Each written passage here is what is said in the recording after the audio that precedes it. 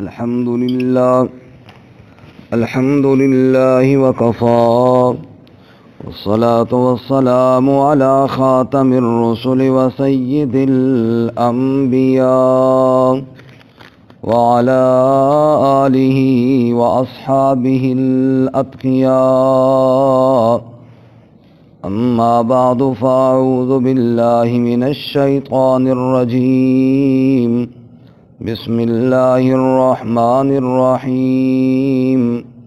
ولا تجعلوا الله عرضة لأيمانكم أن تبروا وتتقوا وتصلحوا بين الناس والله سميع عليم. لا يؤاخذكم الله باللغو في أيمانكم ولكن يؤاخذكم بما كسبت قلوبكم واللہ غفور حلیم.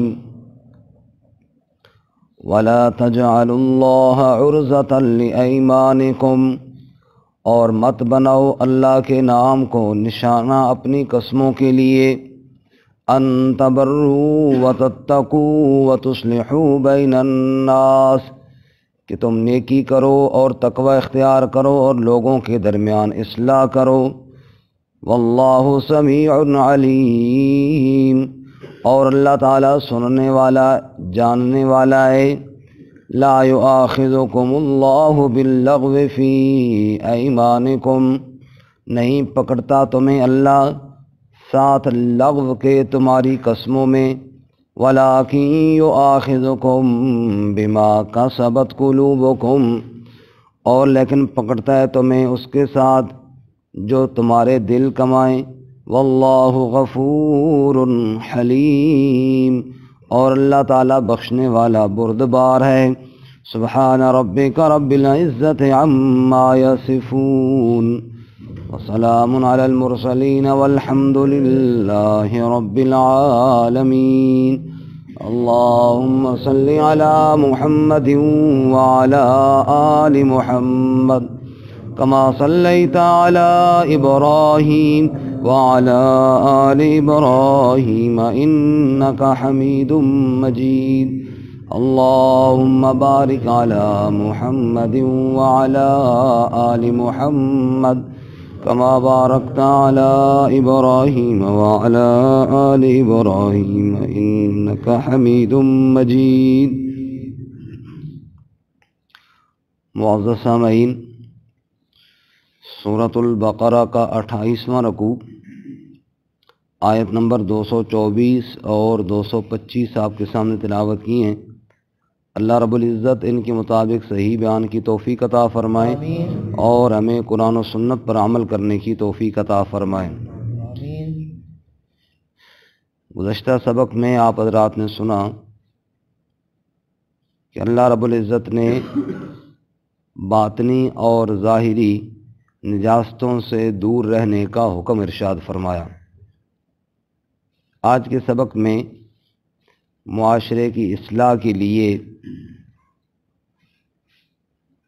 ایک اور قانون بیان کیا گیا، وہ یہ کہ بعض دفعہ انسان غصے میں آ کر قسم کھا بیٹھتا ہے اللہ کی کہ بھئی فلاں بندے کے ساتھ تو میں کبھی کوئی نیکی نہیں کروں گا، اللہ کی قسم.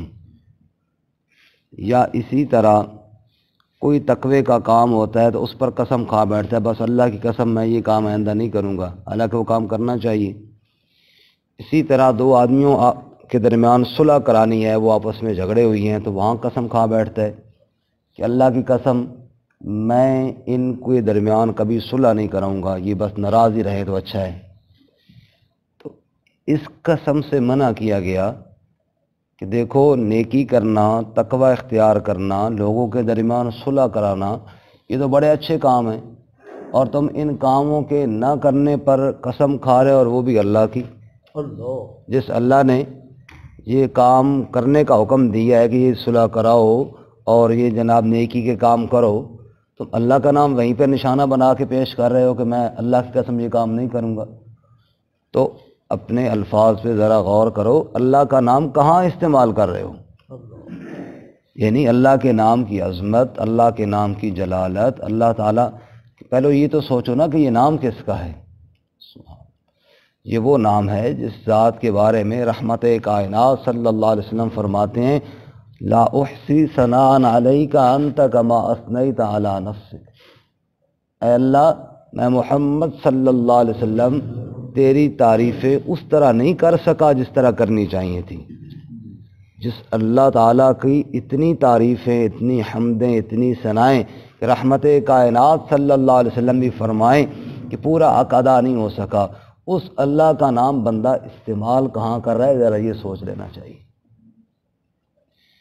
فرمایا ہر مدح، ہر ثنا، ہر حمد، ہر جلال، ہر کمال سب لفظ اللہ میں موجود ہے۔ سب کس میں موجود ہے؟ لفظ اللہ میں موجود ہے۔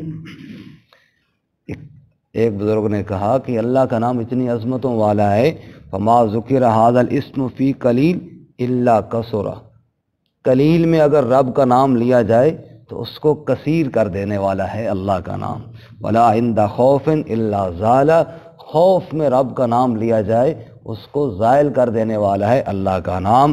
ولا عند کرب الا کشف، کسی درد اور تکلیف میں لیا جائے اللہ کا نام اس کو دور کر دینے والا ہے۔ ولا عند ہم وغم الا فرج، اور غم اور دکھ کے وقت اللہ کا نام لیا جائے تو رب کا نام ان دکھوں کا مداوا بن جایا کرتا ہے۔ اس اللہ کے نام کو کہاں استعمال کرنا ہے یہ بھی سوچ لیا جائے۔ اسی طرح آگے فرماتے ہیں وَاسْمُ الَّذِي تَكْشِفُ بِهِ الْكُرُبَاتِ وَتَسْتَذِلُّ بِهِ الْبَرَاقَاتِ، فرمایا یہ وہ نام ہے، اس نام کے ذریعے دکھ تکلیفیں تو دور ہوتی ہیں اور اسی نام کے ذریعے برکتیں اترتی ہیں۔ تبارک اسم ربک ذی الجلال والاکرام، تیرے رب کا نام تو بڑی برکتوں والا ہے، اس رب کے نام کو استعمال کہاں کرنا ہے ذرا یہ بھی سوچ لیا کرو۔ وَتُجَابُ بِهِ الدَّعَوَاتُ وَتَسْتَدْفَعُ بِهِ السَّيِّئَاتِ وَتَسْتَجْلِبُ بِهِ الْحَسَنَاتِ، یہ وہ عظمت والا نام ہے، برکت والا نام ہے، اس نام کے ذریعے دعائیں اللہ قبول فرماتے ہیں اور اس نام کے ذریعے تکلیفیں اللہ دور فرماتے ہیں اور بھلائیاں اور برکتیں اور رحمتیں کھچی ہوئی آتی ہیں رب کے نام کی برکت سے۔ رحمت کائنات امام الانبیاء حضرت محمد الرسول اللہ صلی اللہ علیہ وسلم نے فرمایا کل امر ذی بال لم یبدأ ببسم اللہ فہو اقطع، ہر وہ اچھا کام جو اللہ کے نام کے بغیر شروع کر دیا جائے اس میں برکت ہی کوئی نہیں ہوتی۔ حالانکہ کام اچھا تھا لیکن برکت نہیں ہے کیونکہ اللہ کا نام نہیں لیا گیا، اللہ کا نام لیا جائے اس میں برکتیں آ جاتی ہیں۔ رسول اللہ صلی اللہ علیہ وسلم نے ارشاد فرمایا جو آدمی گھر میں داخل ہوتے وقت اللہ تعالیٰ کا نام لیتا ہے شیطان بھاگ جاتا ہے، کھانا کھاتے وقت اللہ کا نام لیتا ہے شیطان بھاگ جاتا ہے، اور اگر رب کا نام لینا چھوڑ دے گھر میں داخل ہوتے وقت بھی اور کھانا کھاتے وقت بھی، شیطان اپنے دوستوں سے کہتا ہے آ جاؤ رات بھی یہیں گزاریں گے، کھانا بھی ادھر ہی کھائیں گے۔ اللہ کا نام دیکھو کتنی برکتوں والا ہے، اس نام کی برکت سے شیطان بھاگ جاتا ہے۔ رسول اللہ صلی اللہ علیہ وسلم کے پاس ایک صحابی بیٹھے کھانا کھا رہے تھے، بسم اللہ پڑھنا بھول گئے، درمیان میں ان کو یاد آیا تو اللہ کا نام لیا۔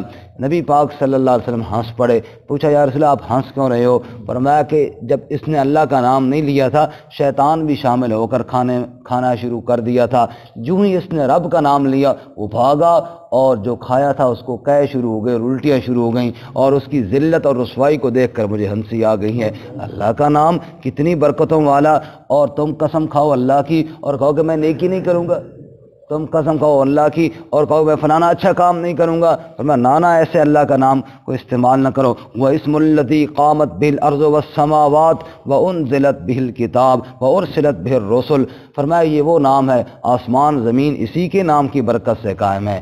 فرمایا اللہ کے رسول اسی کے نام کے ساتھ آئے ہیں، اللہ کی کتابیں اسی نام کے ساتھ اتری ہیں۔ وَبِهِ قَامَتِ الْحُدُودُ، اسی کے نام کے اوپر حدود قائم ہوتی ہیں، یہ چور کی حد ہے، یہ زانی کی حد ہے، یہ فلاں کی حد ہے، کس کے نام پہ قائم ہے؟ سب اللہ کے نام پہ قائم ہے۔ وَبِهِ شَرْعَ الْجِهَادِ، جہاد کس کے نام پر ہوتا ہے؟ اللہ کے نام پر ہی ہوتا ہے۔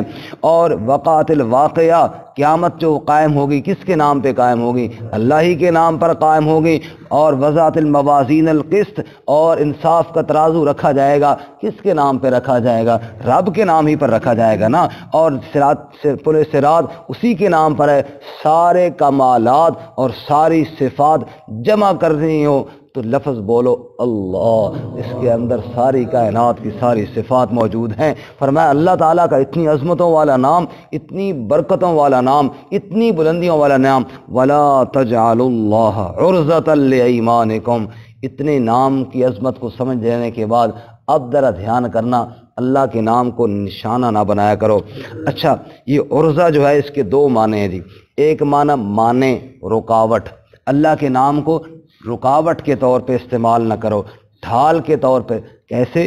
ان تبرو، کہ تم نیکی کرو، نیکی کرنے سے رکاوٹ کے لیے اللہ کا نام استعمال نہ کرو کہ میں نیکی نہیں کروں گا جی اللہ کی قسم، نہ، اللہ کے نام کو اس نیکی کے نہ کرنے پر بطور رکاوٹ اور معنی کے استعمال نہ کرو۔ اللہ کہتے ہیں نیکیاں کرو اور تم اللہ کا نام لے کر کہتے ہو میں نیکی نہیں کروں گا، کتنی بے وقوفی والی بات ہے اور کتنی جہالت والی بات ہے۔ اللہ کہتا ہے تقوی اختیار کرو اور تم اللہ کا نام لے کر کہتے ہو میں تقوی اختیار نہیں کروں گا۔ اللہ کہتا ہے صلح رکھو، آپس میں کوئی اختلاف ہو جائے درگزر کرو، دلوں کو صاف رکھو، تم اللہ ہی کا نام لے کر کہتے ہو جناب میں صلح نہیں کروں گا اور دل کو صاف نہیں کروں گا۔ فرمایا دیکھو تو صحیح، اللہ کے نام کو تم کہاں استعمال کر رہے ہو اللہ تعالیٰ کے حکم کے خلاف۔ تو دوسرا معنی جو میں نے پہلے عرض کیا، عرضہ کا معنی نشانہ، ہر قسم کا نشانہ اللہ کا نام۔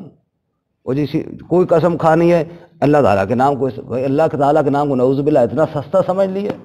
جیسے آج معاف فرمائے اللہ، آپ دیکھیں نا بازاروں میں جا کے 100 روپے کے پیچھے جناب قسمیں اور قرآن ہو رہا ہے یا نہیں ہو رہا ہے؟ ایسے ہی ہو رہا ہے سر، معمولی باتوں پہ قسم اللہ تعالیٰ کی۔ بھائی اللہ تعالیٰ کے نام کو اپنی قسموں کا نشانہ کیوں بناتے ہو؟ چھوٹی چھوٹی بات پہ اللہ تعالیٰ کے نام کی عظمت کو تو سمجھو، اللہ تعالیٰ کے نام کے مقام کو تو سمجھو، اس لیے ان باتوں پہ نشانہ مت بناؤ۔ فرماتے ہیں وَلَا تَجْعَلُوا اللَّهَ عُرْضَةً لِأَيْمَانِكُمْ، اور مت بناؤ اللہ کے نام کو رکاوٹ اپنی قسموں کے لیے یا ڈھال نشانہ اپنی قسموں کے لیے۔ ان تبرو، کہ تم نیکی کرو، نیکی کرنے سے رکاوٹ کے طور پر نشانہ بناؤ۔ وَتَتَّقُوا، اور تقوی اختیار کرو۔ وَتُصْلِحُوا بَيْنَ النَّاسِ، اور لوگوں کے درمیان صلح کر۔ اچھا، مفسرین فرماتے ہیں اللہ کی رحمتیں ہوں کہ یہ جو 3 جملے ہیں ان تبروا وتتقوا وتصلحوا بین الناس، اس میں پوری شریعت آ گئی ہے۔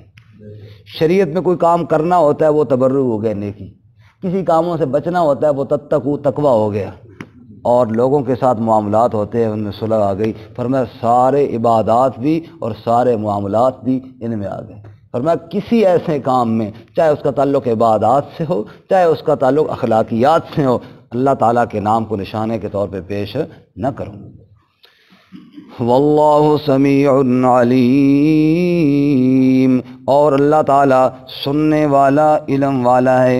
رسول اللہ صلی اللہ علیہ وسلم نے ارشاد فرمایا، ایک آدمی قسم کھا لیتا ہے اللہ کی میں فلانا کام نہیں کروں گا، پھر دیکھتا ہے کہ جناب یہ تو میں نے قسم غلط کھائی ہے، اور فوراً قسم کو توڑے، قسم کا کفارہ ادا کرے اور وہ کام کر دے جس پر قسم کھائی کہ نہیں کروں گا۔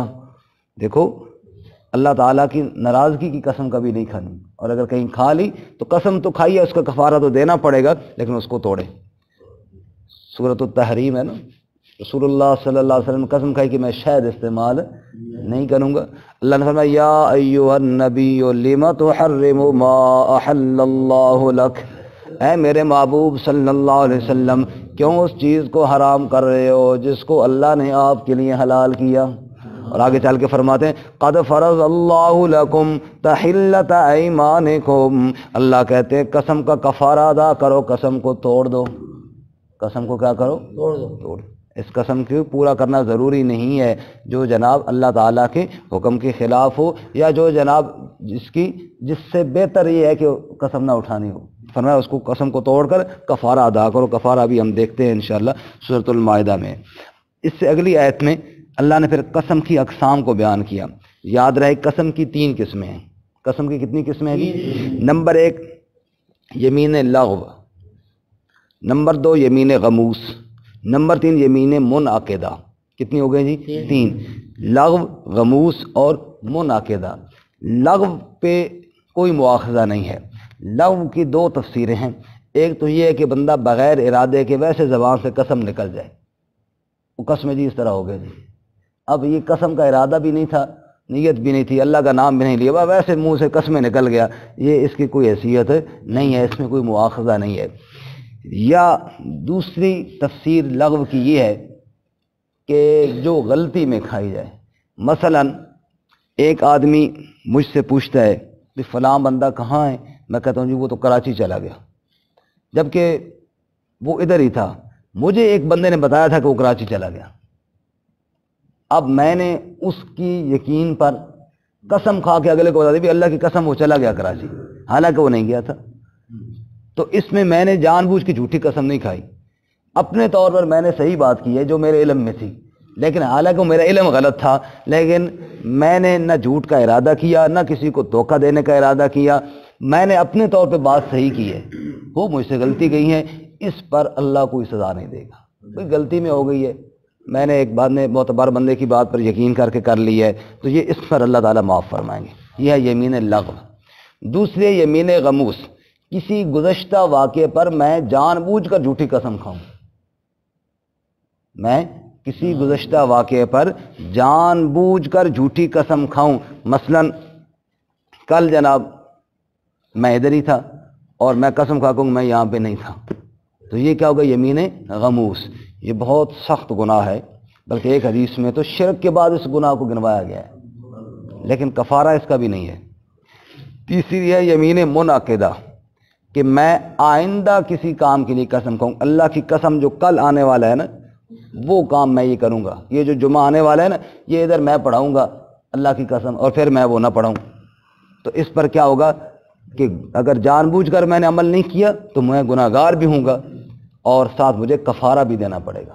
اور غلطی سے رہ گیا کسی مجبوری کی وجہ سے تو ٹھیک ہے، گناہ اللہ بخش دے گا، لیکن کفارہ پھر بھی دینا پڑے گا. آئندہ کسی واقعے کے بارے میں اگر بندہ یہ قسم کھائے کہ میں یہ کام کروں گا اور پھر نہ کر سکے تو اس پہ کفارہ بھی دینا ہوتا ہے.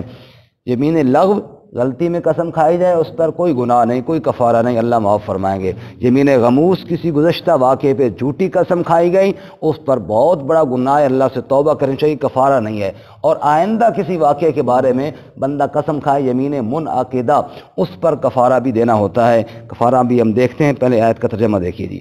فرمایا لا یؤاخذکم اللہ باللغو فی ایمانکم، نہیں پکڑتا تمہیں اللہ لغو قسموں میں، ساتھ لغو کے تمہاری قسموں میں، لغو میں کوئی پکڑ نہیں ہے. وَلَٰكِن يُؤَاخِذُكُم بِمَا كَسَبَتْ قُلُوبُكُم، لیکن وہ تمہیں پکڑتا ہے ان قسموں کے ساتھ جو تمہارے دلوں نے کمائی ہوں. جو دل کی نیت سے اگر جھوٹی قسم کھائی اس پہ پکڑ ہوگی، اور یہ آخرت پکڑ ہے. اس سے مراد یمین غموس ہے. اب تیسری قسم جو ہے جس کا کفارہ ہے اس کا ذکر یہاں پہ نہیں ہے، وہ آپ 7واں پارہ شروع سے نکالیں، سورۃ المائدہ صفحہ نمبر 111. صفحہ نمبر 111، 7واں پارہ کا پہلا صفحہ ہے جی. سورت کا نام ہے سورۃ المائدہ. آیت نمبر 88 ختم ہو رہی ہے اور 89 شروع ہو رہی ہے جی. 7ویں پارے کے پہلے صفحے پہ دیکھیں جی. لا یؤاخذکم اللہ باللغو فی ایمانکم، یہ تو وہی الفاظ ہیں جو ابھی ہم نے پڑھے ہیں. نہیں پکڑتا تمہیں اللہ تعالیٰ لغو قسموں میں، وَلَٰكِن يُؤَاخِذُكُم بِمَا عَقَّدتُّمُ الْأَيْمَانَ، وہاں تھا نا وَلَٰكِن يُؤَاخِذُكُم بِمَا كَسَبَتْ قُلُوبُكُم، اور یہاں عَقَّدتُّمُ الْأَيْمَانَ، لیکن اللہ ان قسموں میں پکڑے گا جو تمہاری قسمیں تم نے پختہ کر دی ہیں. یہ منعقدہ، اسی سے نام نکالا ہے عَقَّدتُّمُ الْأَيْمَانَ سے. اب اس کا کفارہ کیا ہے جی؟ فَكَفَّارَتُهُ إِطْعَامُ عَشَرَةِ مَسَاكِينَ، پس کفارہ اس کا کھانا کھلانا ہے 10 مسکینوں کا. من اوسط ما تطعمون، درمیانی قسم کا جو تم کھلاتے ہو. اہلیکم، اپنے گھر والوں کو، جیسے خود گھر میں کھاتے ہو، بہت یہ بھی نہیں کہ جناب غریب کو دینا ہے بالکل کسی گھٹیا قسم کا دو، اور یہ بھی نہیں کہ بہت کسی اونچے ریسٹورنٹ پہ لے کر جا کے وہاں پہ اس کو کھلاؤ، بس درمیانی قسم کا جیسے خود کھاتے ہو اس قسم کا 10 مسکینوں کو کھانا کھلا دو۔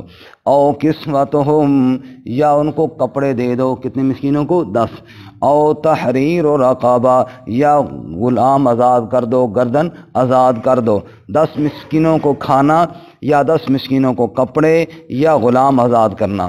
فمن لم یجد، جو شخص یہ نہ کر سکے، بندہ غریب ہو، اس کے پاس پیسے نہ ہو کھانا کھلانے کے، فصیام ثلاثۃ ایام، پس وہ روزے رکھ لے 3 دن۔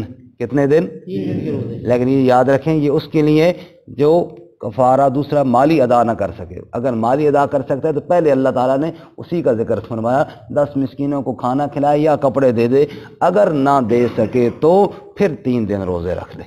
ذالک کفارۃ ایمانکم، یہ ہے کفارہ تمہاری قسموں کا، اذا حلفتم، جب قسم توڑ بیٹھو تم، واحفظوا ایمانکم، حفاظت کرو اپنی قسموں کی، کذالک یبین اللہ لکم آیاتہ لعلکم تشکرون، اسی طرح اللہ تعالیٰ بیان کرتا ہے تمہارے لیے اپنی آیتیں تاکہ تم شکر کرو۔ واپس آؤ جی، فرماتے ہیں وَلَٰكِن يُؤَاخِذُكُم بِمَا كَسَبَتْ قُلُوبُكُمْ، اور لیکن مواخذہ کرتا ہے تمہارا ان قسموں کے ساتھ جو تمہارے دلوں نے کمائی، واللہ غفور حلیم، اور اللہ تعالیٰ بخشنے والا بردبار ہے، حوصلے والا ہے۔ سبق کا خلاصہ کیا ہوا؟ اللہ کے نام کو بطور ڈھال اور بطور رکاوٹ کے نیکی کرنے سے اور تقوی اختیار کرنے سے اور اسی طرح صلح کرانے سے کے مقابلے میں ان سے بچنے کے لیے استعمال نہیں کرنا چاہیے۔ پھر اللہ کے نام کی قسم کی بات آئی تو ساتھ قسم کا مسئلہ بھی واضح کر دیا، اگر کسی نے غلطی میں لغو قسم کھائی اس پر مواخذہ نہیں ہوگا، جان بوجھ کر جھوٹی قسم کھائی اس پر مواخذہ ہوگا، آئندہ واقعے کی قسم کھائی اس پر ساتھ کفارہ بھی ہوگا، یا 10 مسکینوں کو کھانا کھلائے یا کپڑے دے دے، اور نہ کر سکے تو کم از کم 3 دن روزے رکھ لے۔ اللہ تعالیٰ عمل کی توفیق عطا فرمائے۔ ترجمہ دوبارہ سنیں۔ وَلَا تَجْعَلُوا اللَّهَ عُرْضَةً لِأَيْمَانِكُمْ، اور مت بناؤ اللہ تعالیٰ کے نام کو نشانہ اپنی قسموں کے لیے، ان تبروا، نیکی کرنے سے، وتتقوا، اور تقوی اختیار کرنے سے، وتصلحوا بین الناس، اور لوگوں کے درمیان صلح کرانے سے، واللہ سمیع علیم، اور اللہ تعالیٰ سننے والا جاننے والا ہے۔ لا یؤاخذکم اللہ باللغو فی ایمانکم، نہیں پکڑتا تمہیں اللہ تعالیٰ ساتھ لغو کے تمہاری قسموں میں، وَلَٰكِن يُؤَاخِذُكُم بِمَا كَسَبَتْ قُلُوبُكُمْ، اور لیکن پکڑتا ہے تمہیں اس کے ساتھ جو تمہارے دل کمائے، واللہ غفور حلیم، اور اللہ تعالیٰ بخشنے والا بردبار ہے۔ وآخر دعوانا ان الحمد للہ رب